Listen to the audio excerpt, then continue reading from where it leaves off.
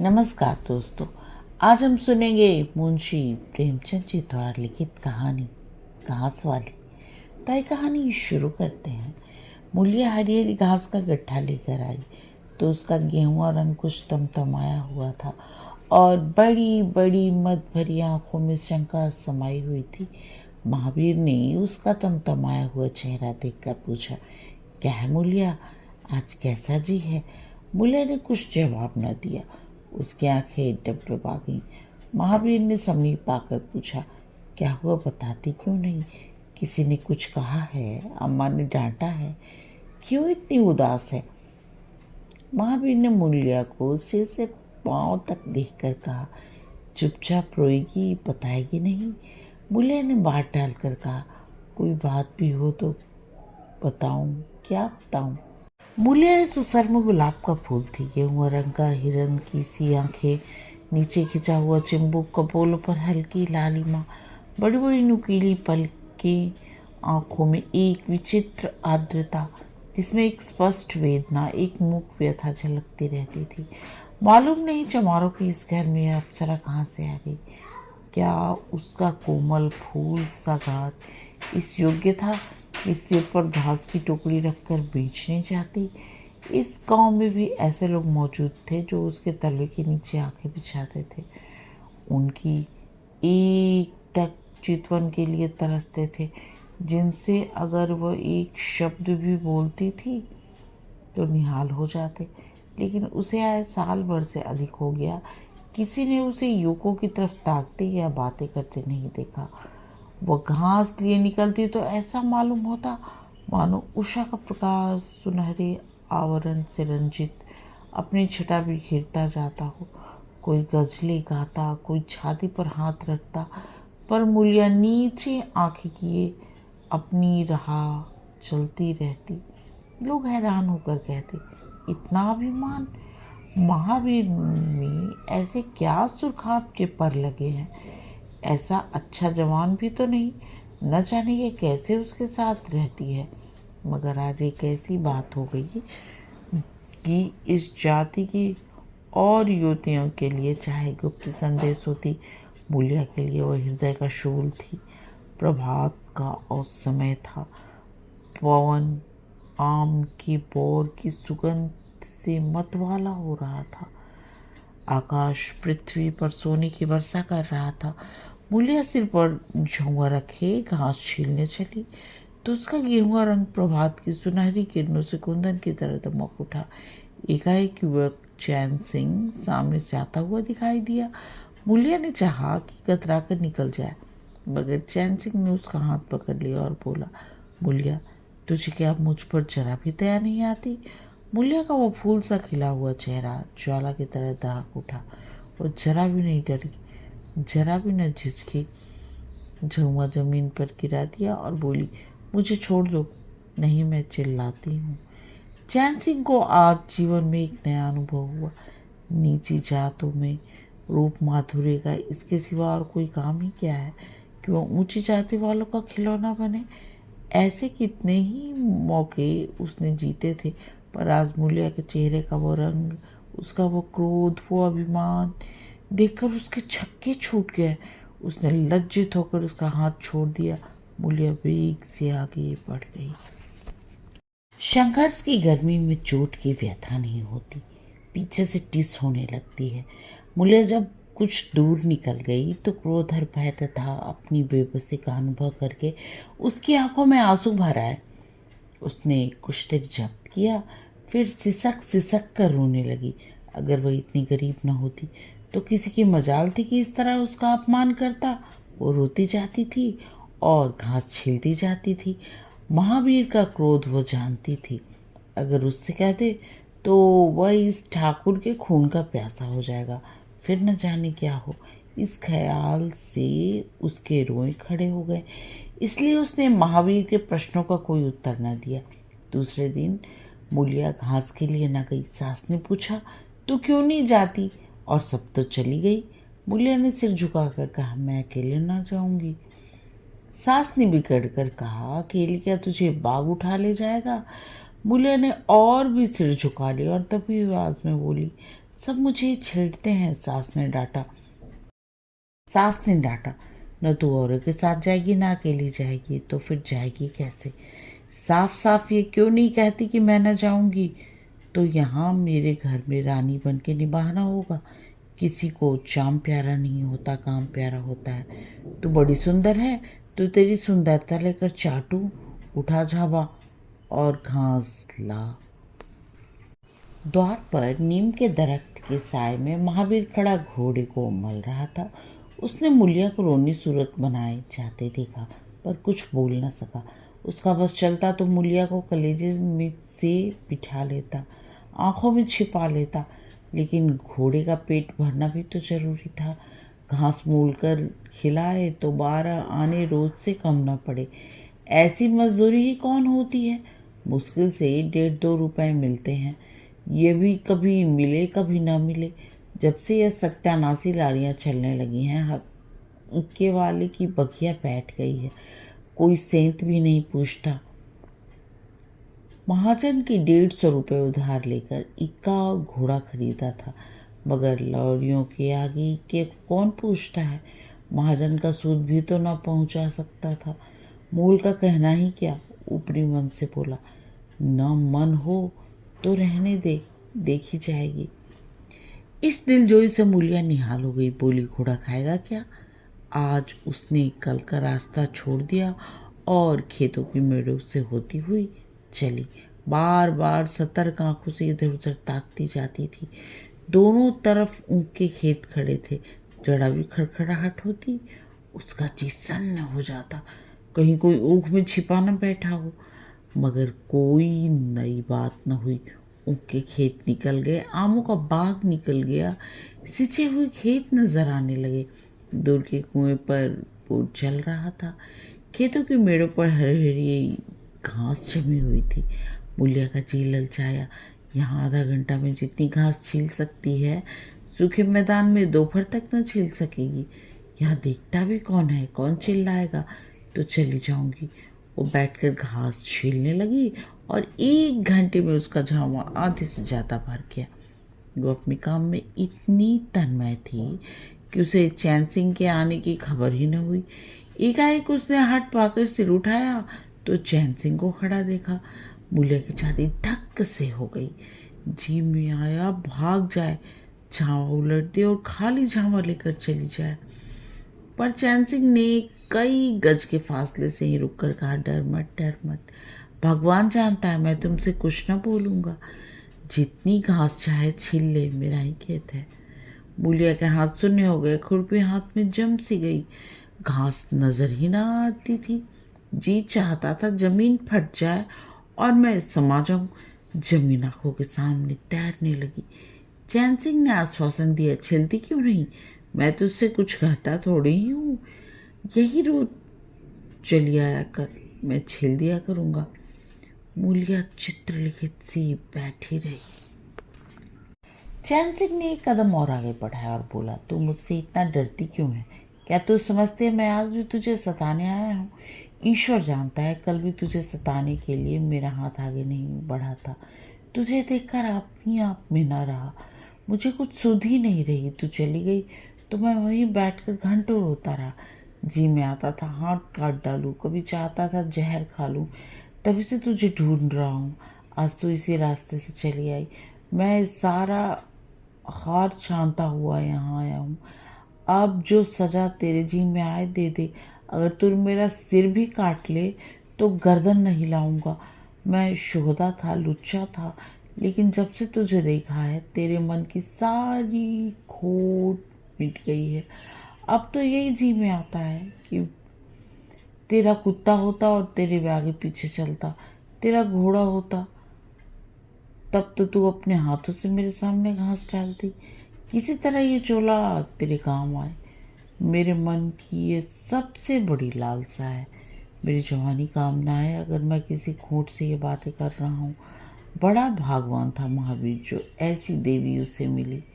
मूलिया चुपचाप सुनती रही, फिर से नीचा गई भोलेपन से बोली, तो तुम मुझे क्या कहने को कहते हो? चैन सिंह और समीप आकर बोला, बस तेरी दया चाहता हूँ। मूलिया ने सिर उठाकर उसकी ओर देखा। उसकी लज्जा न जाने कहाँ गायब हो गई। चुभते हुए शब्दों में बोली, तुमसे एक बात कहूँ, बुरा तो न मानोगे, तुम्हारा विवाह हो गया है या नहीं? चैन सिंह ने दबी आवाज से कहा, ब्याह तो हो गया है, लेकिन ब्याह का क्या खिलवाड़ है?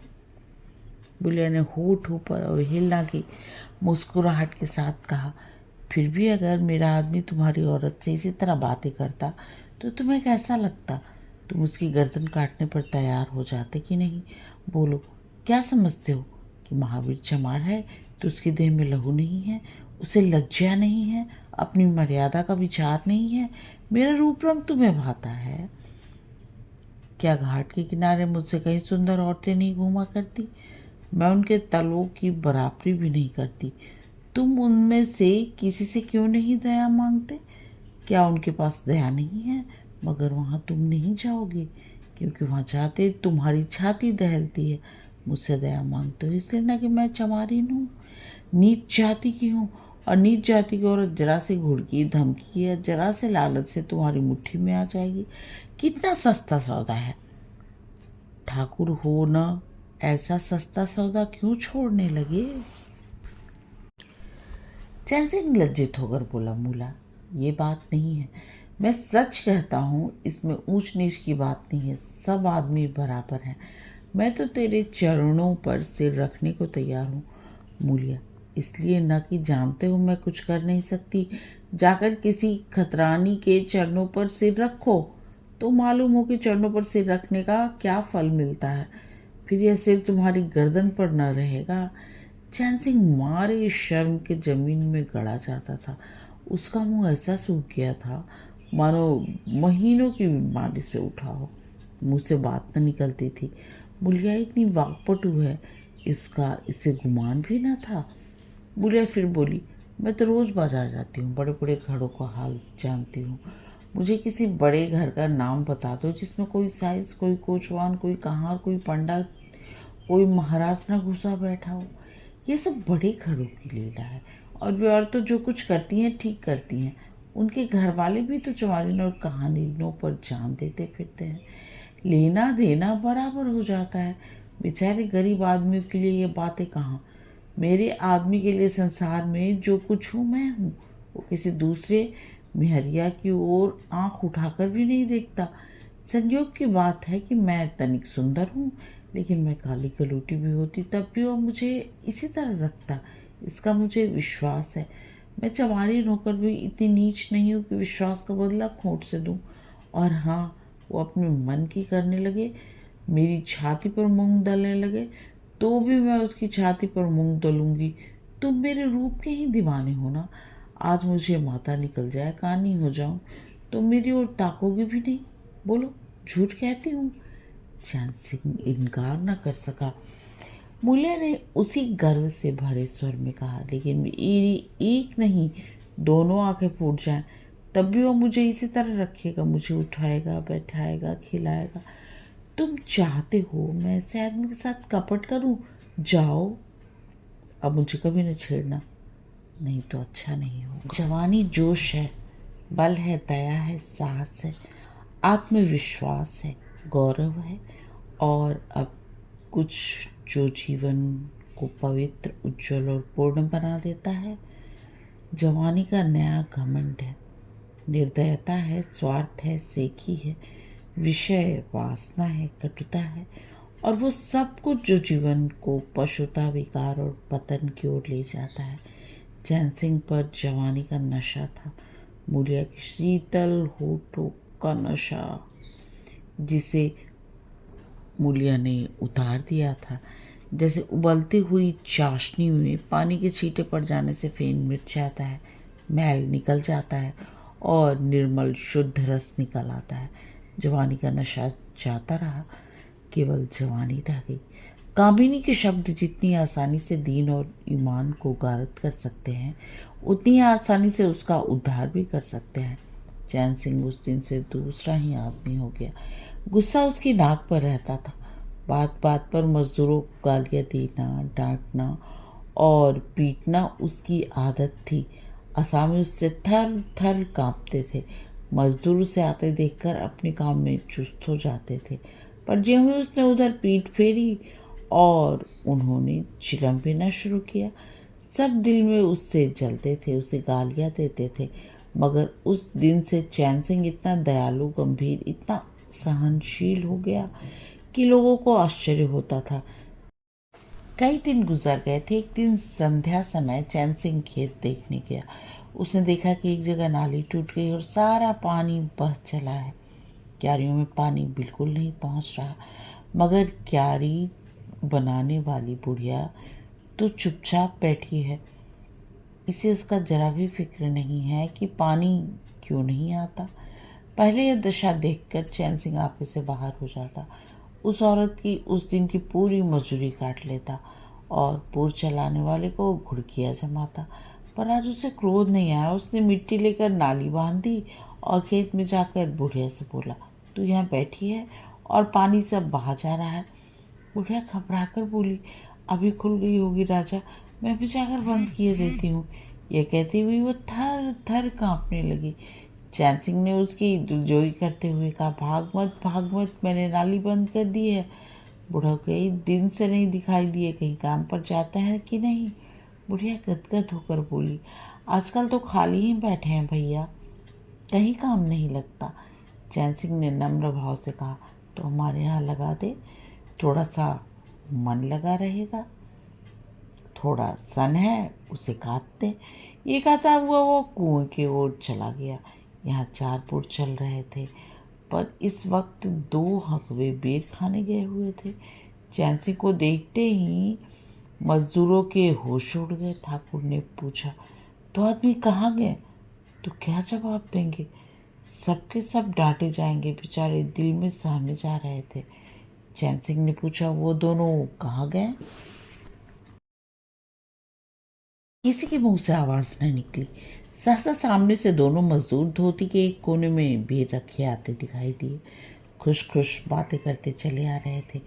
चैन सिंह पर निगाह पड़ी तो दोनों के प्राण सूख गए, पाँव मन भर के हो गए। अब न आते बनता था न जाते। दोनों समझ गए कि आज तो डांट पड़ी, शायद मजदूरी भी कट जाए। चाल धीमी पड़ गई। इतने में चैन सिंह ने पुकारा, बढ़ाओ, कैसे बेर हैं, लाओ जरा, मुझे भी दो, मेरे ही पेड़ के हैं ना। दोनों और सहम गए। आज ठाकुर जीता न छोड़ेगा। कैसा मीठा मीठा बोल रहा है, उतनी ही भिंगा कर लगाएगा। बेचारे और भी सिकुड़ गए। चैन सिंह ने फिर कहा, जल्दी से लाओ जी, पक्की सब मैं ले लूँगा। जरा एक आदमी लपक कर घर से थोड़ा सा नमक तो ले आओ। तुम भी दोनों आ जाओ, इस पेड़ के बेर बड़े मीठे होते हैं, बेर खा ले, काम तो करना ही है। अब दोनों भगोड़ों को कुछ ढांढस हुआ। सबों ने आकर सबसे पहले चैन सिंह के साथ बेर खाए, पके छाट कर उसे लिए। एक आदमी नमक लाने दौड़ा। आधे घंटे तक चारों पुर बंद रहे। जब सब बेर उड़ गए और ठाकुर चलने लगे तो दोनों अपराधियों ने हाथ जोड़कर कहा, भैया जी, आज जान बख्शी हो जाए, बड़ी भूख लगी थी, नहीं तो कभी न जाते। चैन सिंह ने नम्रता से कहा, तो इसमें बुराई क्या हुई, मैंने भी तो बेर खाए, 1 आध घंटे का हर्ज हुआ ही ना। तुम चाहोगे तो घंटे भर का काम आधे घंटे में कर दोगे, न चाहोगे तो दिन भर में घंटे भर का काम भी ना करोगे। चैन सिंह चले गए तो चारों बातें करने लगे। एक ने कहा, मालिक इस तरह रहे तो काम करने में जी लगता है, यह नहीं कि हरदम छाती पर सवार। दूसरा, मैं तो समझा आज कच्चा ही खा जाएंगे। तीसरा, कई दिन से देखता हूँ मिजाज बहुत नरम हो गया है। चौथा, सांझ को पूरी मजूरी मिले तो कहना। पहला, तुम तो हो गोबर गणेश, आदमी नहीं पहचानते। दूसरा, अब खूब दिल लगा कर काम करेंगे। तीसरा, और क्या, अब उन्होंने हमारे ऊपर छोड़ दिया तो हमारा भी धर्म है कि कोई कसर न छोड़े। चौथा, मुझे तो भैया ठाकुर पर अब भी विश्वास नहीं होता। एक दिन चैन सिंह को किसी काम से कचहरी जाना था। 5 मील का सफ़र था। यूँ तो वह बराबर अपने घोड़े पे जाया करता था, पर आज धूप बड़ी तेज हो रही थी। सोचा इक्के पर चलूँ। महावीर को कहला भेजा, मुझे लेते जाना। कोई 9 बजे महावीर ने पुकारा। चैन सिंह तैयार बैठा था। झटपट इक्के पर बैठ गया, मगर घोड़ा इतना दुबला हो रहा था, इक्के की गद्दी इतनी मैली और फटी हुई, सारा सामान इतना रद्दी कि चैन सिंह को उस पर बैठते शर्म आई। पूछा, है सामान क्यों बिगड़ा है महावीर? तुम्हारा घोड़ा तो इतना दुबला कभी न था। आजकल सवारियां कम है क्या? महावीर ने कहा, नहीं मालिक, सवारियां काहे नहीं है, मगर लारी के सामने के को कौन पूछता है? कहाँ 2 ढाई 3 की मजदूरी करके घर लौटता था, कहाँ 20 आने भी नहीं मिलते। क्या जानवर को खिलाऊं, क्या आप खाऊं? बड़ी विपत्ति में पड़ा हूँ। सोचता हूँ इक्का घोड़ा बेच बाँच कर आप लोगों की मजदूरी कर लूँ, पर कोई ग्राहक नहीं लगता। ज़्यादा नहीं तो 12 आने तो घोड़े को चाहिए। घास ऊपर से अब अपना ही पेट नहीं चलता, जानवर को कौन पूछे? चैन सिंह ने उसके फटे हुए कुर्तों की ओर देखकर कहा, 2-4 बीघे की खेती क्यों नहीं कर लेते? महावीर सिर झुकाकर बोला, खेती के लिए बड़ा पौरुष चाहिए मालिक। मैंने तो यही सोचा कि ग्राहक लग जाए तो इक्के को औने पौने निकाल दो, फिर घास छिलकर बाजार ले जाया करूं। आजकल सास पुतोह दोनों घास छिलती हैं, तब जाकर 2-4 आने पैसे नसीब होते हैं। चैन सिंह ने पूछा, तो बुढ़िया बाजार जाती होगी? महावीर लजाता हुआ बोला, नहीं भैया, वो इतनी दूर कहाँ चल सकती है, घरवाली चली जाती है। दोपहर तक घास छिलती है, तीसरे पहर बाजार जाती है, वहाँ से घड़ी रात कह लौटती है, हल्कान हो जाती है भैया, मगर क्या करूँ, तकदीर से क्या चोट। चैन सिंह कचहरी पहुँच गया और महावीर सवारियों की टोह में इधर उधर इक्के को घुमाता हुआ शहर की तरफ चला गया।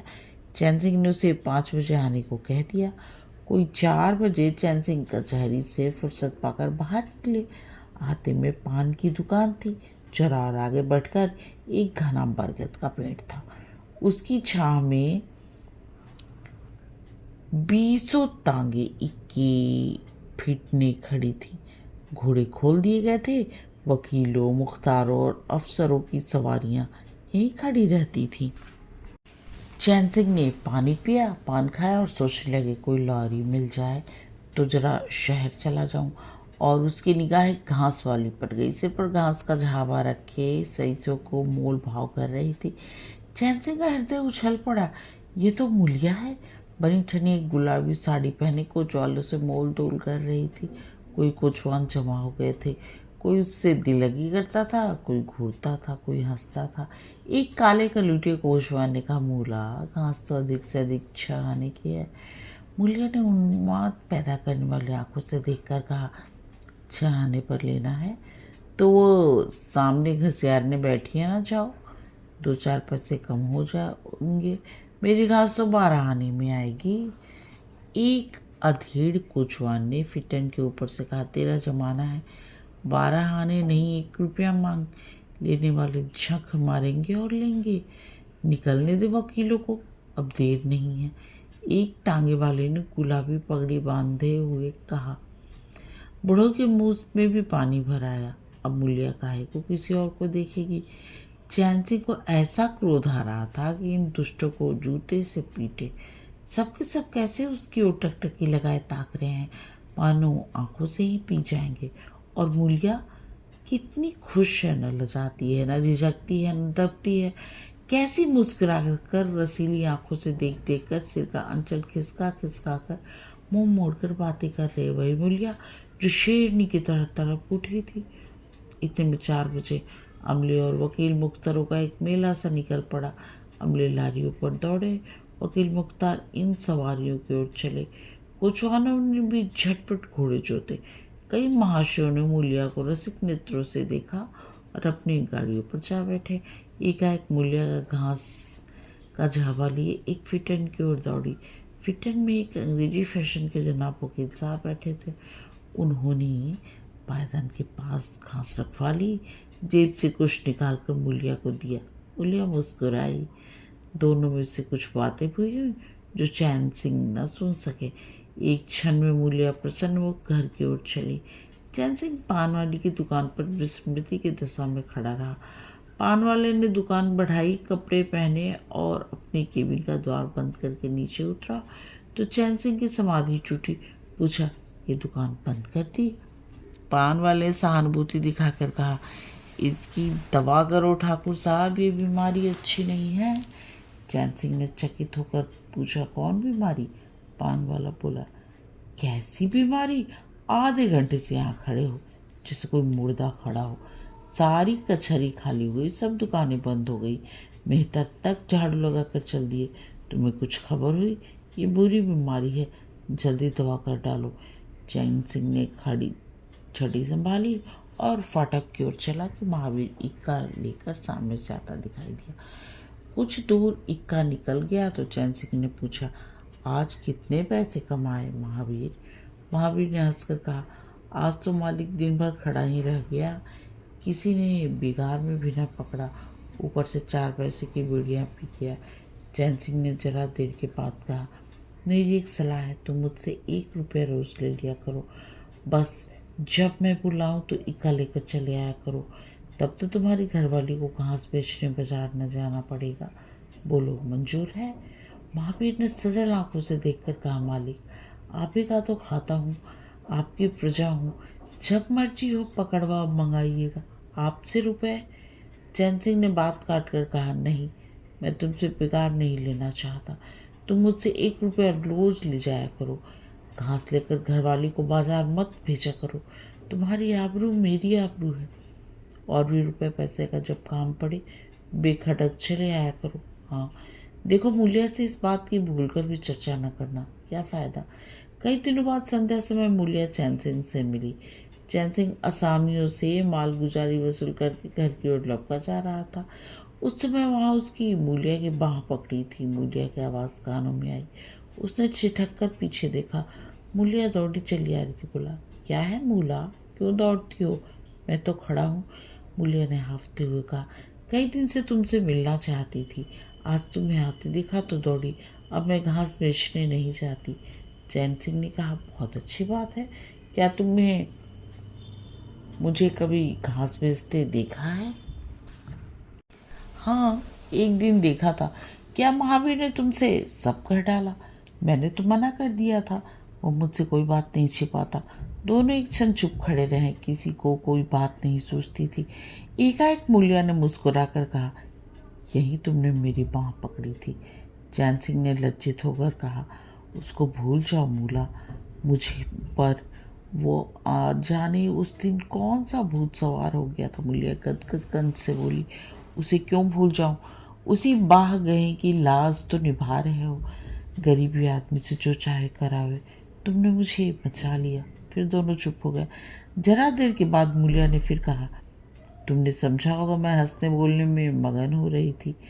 चैन सिंह ने बलपूर्वक कहा, नहीं मूलिया, मैंने एक क्षण के लिए भी यह नहीं समझा।